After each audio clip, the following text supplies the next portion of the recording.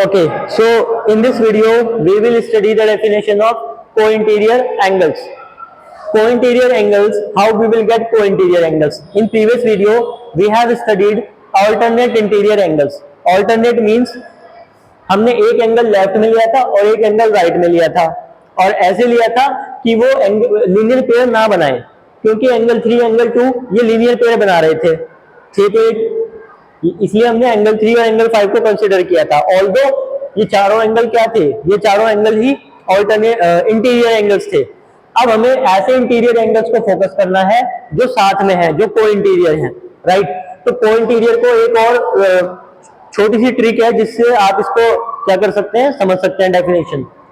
को इंटीरियर का जो फर्स्ट अल्फाबेट है वो सी से स्टार्ट होता है, तो एक सी फिगर बनती है, एक फिगर बनती है सी टाइप, और इस सी के अंदर दो एंगल बनते हैं। इन्हीं दोनों एंगल्स को को इंटीरियर एंगल्स कहते हैं। सपोज यहां पर एंगल 1 है और यहां एंगल 2 है, जो सी के इंटीरियर में बनते हैं, जो इस सी फिगर में इंटीरियर में एंगल्स बनते हैं, उन्हीं एंगल्स को हम क्या बोलते हैं, को इंटीरियर एंगल्स। तो अब इस फिगर में आप कैसे ढूंढोगे कि कौन से एंगल्स हैं जो को इंटीरियर एंगल्स हैं। देखिए इस डायग्राम में एक सी फिगर बन रही है, सी अल्फाबेट बनता हुआ दिखाई दे रहा है, राइट। और इस सी में दो कॉर्नर्स हैं, this is first corner, this is second corner. तो इन कॉर्नर्स में दो एंगल बन रहे हैं, एंगल 2 एंड एंगल 5। तो angle 2 and angle 5 they are co interior angles.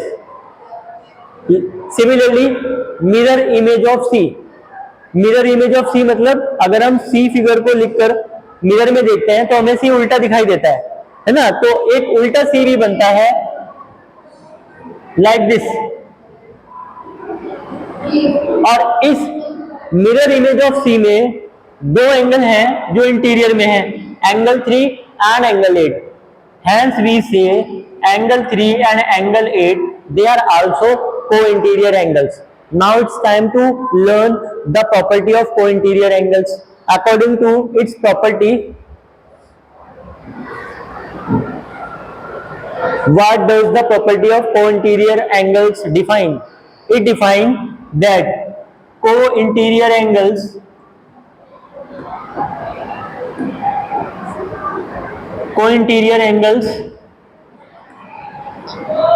are supplementary.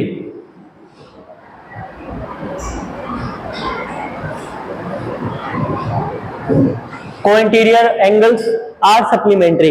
Supplementary, अगर co-interior एंगल supplementary होते हैं तो इन दोनों एंगल का सम 180 डिग्री होगा।